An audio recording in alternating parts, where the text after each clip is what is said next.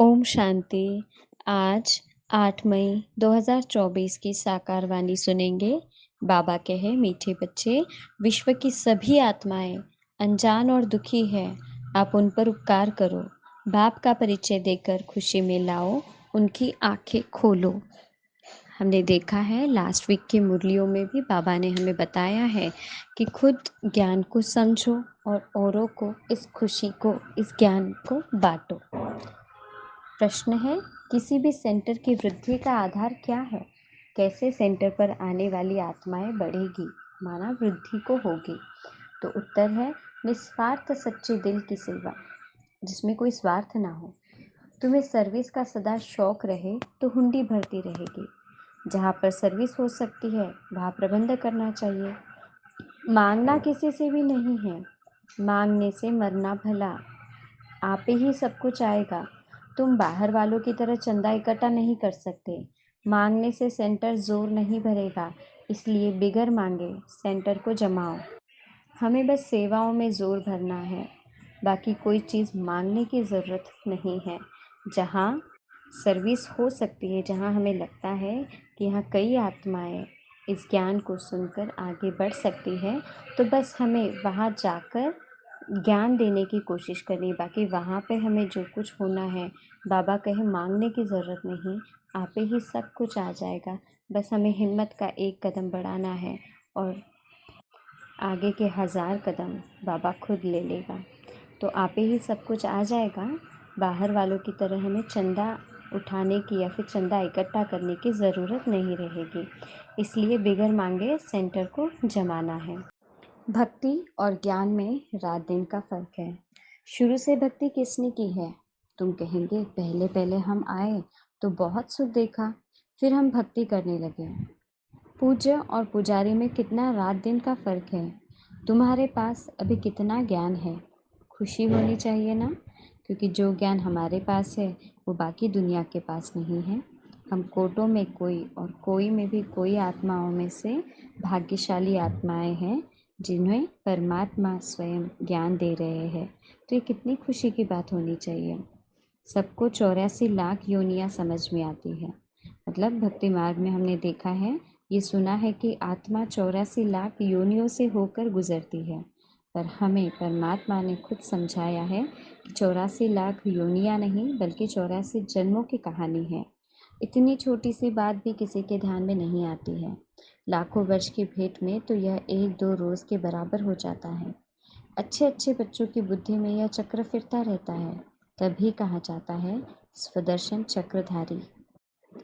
मुझे चेक करना होगा कि मैं कितने अच्छे बच्चों में हूँ, मैं कितनी समय स्वदर्शन चक्रधारी बनी रहती हूँ, कितनी बार दिन में स्वदर्शन चक्र घुमाती हूँ। सतयुग में यह नॉलेज होती नहीं। स्वर्ग का कितना गायन है, वहाँ सिर्फ भारत ही था। जो था वह फिर बनना ही है। मतलब हिस्ट्री रिपीट इटसेल्फ। जो इतिहास हुआ है वह फिर से घूम कर आएगा, ये चक्र फिर से घूमेगा। अखंड भारत फिर से होगा। तुम जानते हो यह पुरानी दुनिया अब खत्म होनी है, फिर नंबरवार हम नई दुनिया में आएंगे। आत्माएं कैसे आती है पाठ बजाने, वह भी तुम समझ गए हो। आत्मा में ही सारा ज्ञान ठहरता है। आत्मा ही ज्ञान सागर है। भल कहते हैं परमात्मा ज्ञान का सागर है, परंतु वह कौन है, कैसे वह जादूगर है, यह किसी को भी पता नहीं है। आगे तुम भी नहीं समझते थे, अभी बाप आकर देवता बनाते हैं। अंदर में कितनी खुशी होनी चाहिए। एक बाप ही नॉलेजफुल है, हमको पढ़ाते भी है। यह सिर्फ तुम बच्चे ही जानते हो। यह दिन रात अंदर में सिमरन चलना चाहिए। यह बेहद के नाटक का नॉलेज सिर्फ एक बाप ही सुना सकते हैं और कोई सुना न सके। हाँ ज़रूर, इस नॉलेज को सुनकर कई अन्य जन भी इस नॉलेज के आधार पर अब नॉलेज सुना ज़रूर रहे हैं, लेकिन बाप तो बाप होता है। नॉलेज के सागर तो परमात्मा खुद है। जितनी डीप नॉलेज, जितनी असल नॉलेज परमात्मा हमें सुना सकते हैं, वो कोई और नहीं सुना सकता। जब भी मुरली सुनते हैं, एक एक वाक्य सुनने पर ऐसे लगता है जैसे हाँ, सच में यह नॉलेज सिर्फ नॉलेज के सागर ही हमें बता सकते हैं। इतना डीपली हर एक महावाक्य टच होता है। बाप कहते हैं, मैं सतयुग त्रेता में तो नहीं आता हूँ, परंतु नॉलेज सारी सुनाता हूँ। वंडर लगता है ना, जिसने कभी पाठ ही नहीं लिया वह कैसे बतलाते हैं। बाप कहते हैं, मैं कुछ भी देखता नहीं हूँ, न मैं सतयुग त्रेता में आता हूँ, परंतु मेरे में नॉलेज कितनी अच्छी है जो मैं एक ही बार आकर तुमको सुनाता हूँ। सच में तुमने पाठ बजाया, तुम जानते नहीं हो, और जिसने पाठ ही नहीं बजाया वह सब सुनाते हैं। वंडरफुल है ना। हम जो पाठधारी है, हम कुछ नहीं जानते और बाप में कितनी सारी नॉलेज है। बाप कहते हैं, मैं पाठ बजाने आता नहीं और तुमको सारा पाठ समझाता हूँ, इसलिए ही मुझे नॉलेजफुल कहते हैं। तो बाप कहते हैं, अब मीठे मीठे बच्चों, अपनी उन्नति करनी है तो अपने को आत्मा समझो। यह खेल है। तुम फिर भी ऐसे ही खेल करेंगे, देवी देवता बनेंगे, फिर अंत में चक्र लगाए मनुष्य बनेंगे। मतलब 1 सेकंड में बाबा ने पूरा स्वदर्शन चक्र फिरा दिया। कैसे पहले हम देवी देवता थे और फिर पूरा चक्र घूमकर हम अंत में किस तरह मनुष्य बन गए। वंडर खाना चाहिए ना। बाबा में यह नॉलेज कहाँ से आई? उनका तो कोई गुरु भी नहीं। ड्रामा अनुसार पहले से ही उनमें पाठ बजाने की नोंद है। इसको कुदरत कहेंगे ना। हर एक बात वंडरफुल है। तो बाप बैठ नई नई बातें समझाते हैं। बाबा कितने निरहंकारी है ना।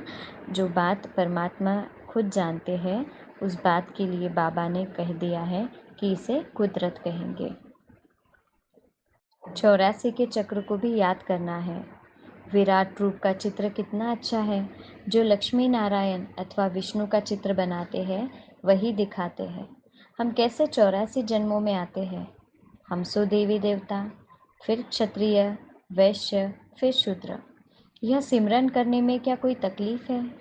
बाप पूछ रहे हैं कि स्वदर्शन चक्र घुमाने में कोई तकलीफ तो नहीं है। बाप है नॉलेजफुल।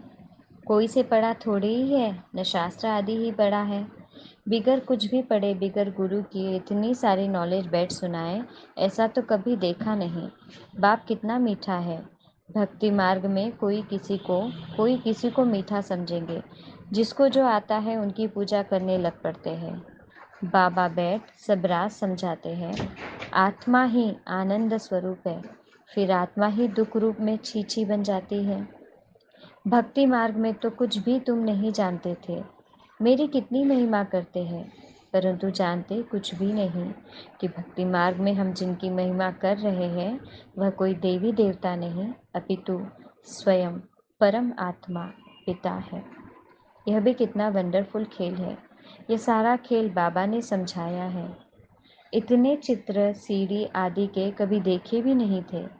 अब देखते हैं, सुनते हैं तो कहते भी है, यह ज्ञान तो यथार्थ रीति है। परंतु काम महाशत्रु है। इस पर जीत पानी है तो यह सुनकर ढीले पड़ जाते हैं। तुम कितना समझते हो, कितना समझाते हो, समझते ही नहीं। कितनी मेहनत लगती है, यह भी जानते हैं। कल्प पहले जिन्होंने समझा था वही समझेंगे। हम देखते हैं कि यह नॉलेज अनेक आत्माओं को बहुत अच्छी लगती है, पर जब बाबा पवित्रता की बात करते हैं तो सब सुनकर ढीले पड़ जाते हैं। बाबा कहते हैं, दैवी परिवार वाले जितने बनने वाले होंगे, उन्हों को ही धारणा होगी। तुम जानते हो, हम श्रीमत पर राजधानी स्थापन करते हैं। बाप का डायरेक्शन है, औरों को भी आप समान बनाओ। बाप सब ज्ञान सुना रहे हैं, तुम भी सुना रहे हो, तो ज़रूर यह शिव बाबा का रद भी सुना सकता होगा, परंतु अपने को गुप्त कर देते हैं। तुम शिव बाबा को ही याद करते रहो। इनकी तो उपमा भी नहीं करनी है, मतलब महिमा भी नहीं करनी है। किनकी? बाबा यहाँ ब्रह्मा बाबा की बात करते हैं कि जिनमें परमात्मा स्वतः आते हैं और वो नॉलेज भी देते हैं, परंतु ब्रह्मा बाबा की तो कोई महिमा भी नहीं करनी है।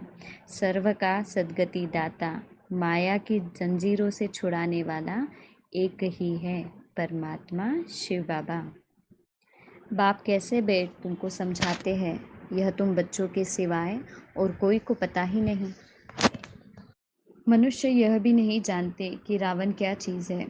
हर वर्ष जलाते ही आते हैं। तुमको अभी पता पड़ा है कि रावण भारत का दुश्मन है, जिसने भारत को कितना दुखी, कंगाल बना दिया है। अभी 5 विकारों रूपी रावण के पंजे में फंसे हुए हैं। बच्चों को अंदर में यह आना चाहिए, कैसे औरों को भी रावण से छुड़ाएं। सर्विस हो सकती है तो प्रबंध करना है। जिस तरह हमें पता चला है कि रावण कोई बाहर नहीं है, हमारे 5 विकारों को ही रावण का रूप दिया है। अब जब हमें पता चला है तो औरों को भी इस ज्ञान को देना चाहिए। इसलिए सर्विस करनी है, जहाँ जहाँ हो सकता है वहाँ प्रबंध करना है। सच्चे दिल से, निस्वार्थ भाव से सेवा करनी है।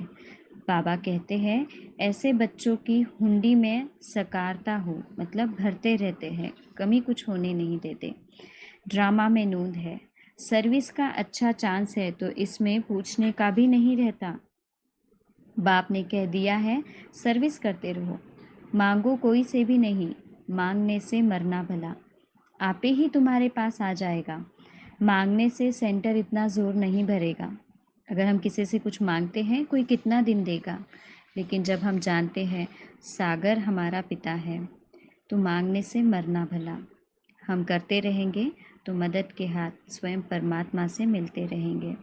बिगर मांगे तुम सेंटर जमाओ, आपे ही सब आता रहेगा, उसमें ताकत रहेगी। बाहर वाले जैसे चंदा इकट्ठा करते हैं, ऐसे तुमको नहीं करना है। मनुष्य को तो कभी भगवान नहीं कहा जाता। ज्ञान तो है बीज। बीज रूप बाप बैठ तुमको ज्ञान देते हैं। बीज ही नॉलेजफुल है ना। वह जड़ बीज तो वर्णन कर नहीं सकते, तुम वर्णन करते हो। सब बातों को समझ सकते हो। इस बेहद के झाड़ को कोई भी समझते नहीं है। तुम अनन्य बच्चे जानते हो, नंबरवार पुरुषार्थ अनुसार। बाप समझाते हैं, माया भी प्रबल है, कुछ सहन भी करना पड़ता है। कितने कड़े कड़े विकार है। अच्छे अच्छे सर्विस करने वाले को चलते चलते ऐसे माया की चमाट लग जाती है, कहते हैं हम तो गिर गए। सीढ़ी ऊपर चढ़ते चढ़ते नीचे गिर पड़ते हैं, तो कोई की कमाई सारी चट हो पड़ती है। दंड तो ज़रूर मिलना चाहिए। बाप से प्रतिज्ञा करते हैं, ब्लड से भी लिख कर दिया, फिर भी गुम हो गए। बाबा पक्का करने लिए देखते भी है, इतनी युक्तियाँ करते हुए भी फिर दुनिया की तरफ चले जाते हैं। कितना सहज समझाते हैं। पाठधारी को अपने पाठ का ही सिमरन करना चाहिए, औरों की तरफ नहीं देखना चाहिए कि यह इतने साल से ज्ञान में है, यह ऐसा कर रहे हैं, ये वैसा कर रहे हैं। बाबा कहे, अपने पाठ को देखो, अपनी सीढ़ी आपे ही चढ़ना है, औरों के सहारे से नहीं चढ़ सकते। बाप तो रोज़ रोज़ भिन्न भिन्न प्रकार से समझाते रहते हैं। तुम भी बहुतों को समझाते हो, फिर भी कहते हैं हम बाबा के सम्मुख जाएं। बाप का तो वंडर है, रोज़ मुरली चलाते हैं। वह है निराकार, नाम रूप देश काल तो है ही नहीं, फिर मुरली कैसे सुनाएंगे। वंडर खाते हैं, फिर पक्के होकर आते हैं। दिल होता है ऐसा बाप वर्षा देने आए हैं, उनसे मिले। इस पहचान से आकर मिले तो बाप से ज्ञान रत्न धारण कर सके, श्रीमत को पालन कर सके। अच्छा, मीठे मीठे सिकिलदे बच्चों प्रति मात पिता बाप दादा का याद प्यार और गुड मॉर्निंग। रूहानी बाप के रूहानी बच्चों को नमस्ते। हम सभी रूहानी बच्चों की रूहानी मात पिता बाप दादा को याद प्यार और गुड मॉर्निंग। धारणा के लिए मुख्य सार आज की मुरली से।